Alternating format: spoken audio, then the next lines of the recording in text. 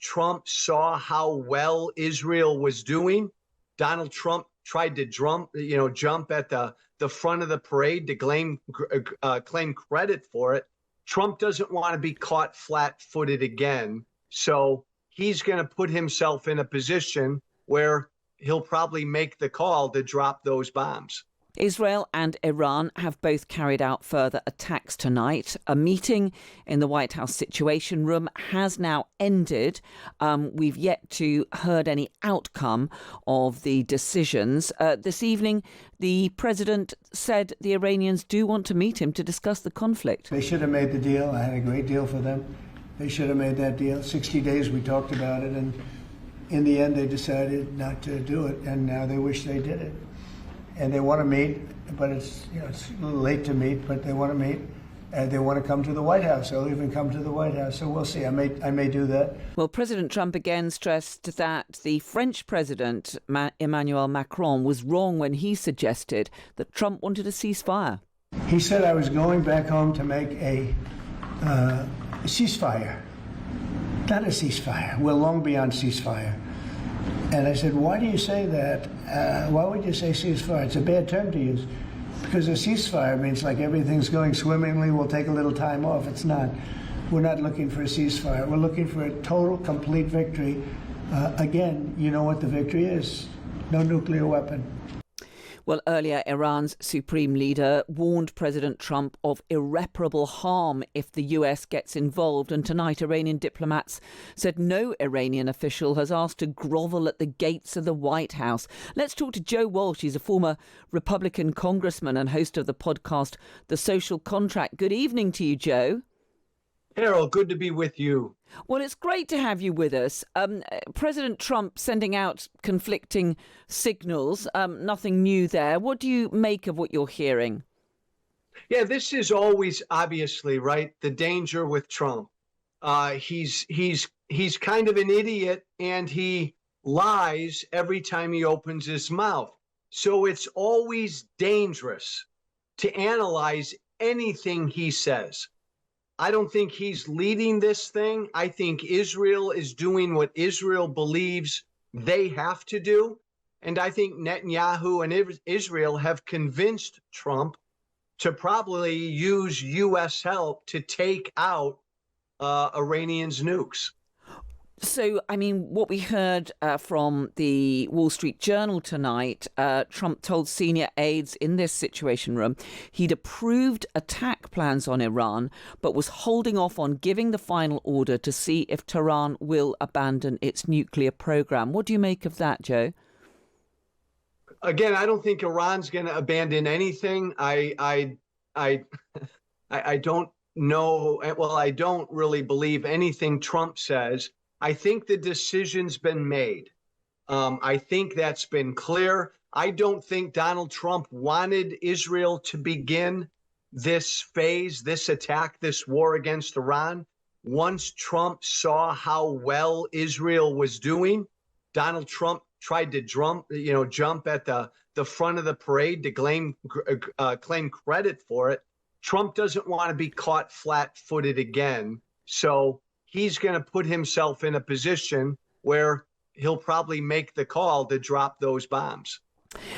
President Trump will also be very well aware of the deep divisions within the Republican movement on this issue, won't he? With the conservative hawks wanting US strikes on Iran's uranium enrichment facilities, and some of the MAGA isolationists basically want him to stick to the campaign pledge not to get involved in foreign wars.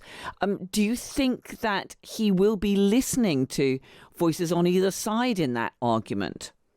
No, because on this one, Trump knows that his support is all because of him. His support is not ideological. His supporter, there's no philosophy behind the people who support him. Trump knows they support him. It is a cult. My former political party is a cult. Trump can do anything and say anything. He could be pro-life one day, pro-choice the next. He could be a neocon one day and an isolationist the next, and damn near all of his supporters will stay with him because it's all about him, the man he is. And Trump knows that. So Trump knows he could do anything here with Iran, and he's really not going to lose any support among his base. But he would, if you're right, and President Trump does go ahead and authorize the US to get involved, perhaps with stealth bombers on some of those nuclear facilities. Do you think that he will be conscious of the fact that during his election campaign, he said he was going to take the US out of foreign wars rather than getting involved in another one? No, because again, that's why it's just a fool's errand to listen to or believe anything he says, right? He said during the campaign he was going to end the Russia-Ukraine war in 24 hours. I mean, I understand that a lot of people believe him. We've never, ever, ever in America ever had a politician who lies as much as Trump does. Trump does this on purpose. He knows he can say anything to his supporters and get away with it. He knows it's generally a cult of personality. So I'm assuming he's going to go in and do what he needs to do to help Israel and Iran, and he'll find a way to lie about it or fudge about it, knowing at the end of the day that his people will stay with him. Can he really do that without going to Congress, though? Well, he shouldn't be able to do that, right? But again, I as I say often, about 90% of what Donald Trump has done in the past 5 months, he doesn't have the constitutional authority to do. But we here in America, we haven't had a Congress. We really have not had a Congress. Trump's not supposed to be able to enact tariffs, impose tariffs around the world. That is the responsibility, the authority of Congress. So again, that doesn't matter here because this is what America looks like without a Congress. We were talking just a moment ago, though, about those differences that there are even within the Republican movement. You may have heard this. Some of our listeners may not. This is Tucker Carlson questioning Senator Ted Cruz. Let's have a quick listen to that. How many people live in Iran, by the way? I don't know the population. At all? No, I don't know the population. You don't know the population of the country you seek to topple? How many people live in Iran? 92 million. Okay. Yeah, How could you not know that? I don't sit around memorizing population tables. Well, I mean, when you listen to that, what do you make of what you're hearing there, Joe?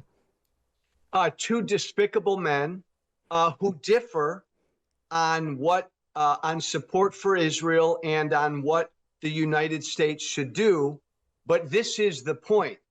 No matter what Trump does, whether he walks away right now from Israel or whether he bombs Israel or whether he engages in regime change in Iran, here's the point. Tucker Carlson and Ted Cruz will both support Donald Trump. They represent different wings of the Republican Party.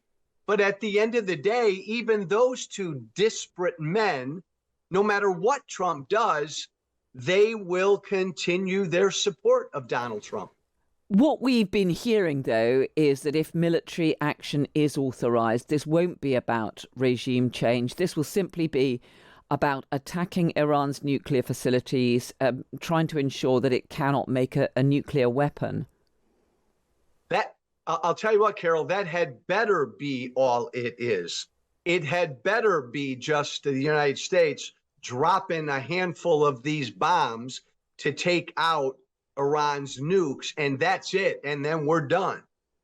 If it's any more than that, if there's any hint of an attempt at regime change, oh my God, we've been down that road before in Iraq. That was an utter disaster. And that much American involvement would have an impact rightly on Trump and his support. That's going way too far. Joe Walsh, former Republican congressman, great to speak to you tonight. Thanks so much. Thanks, Carol.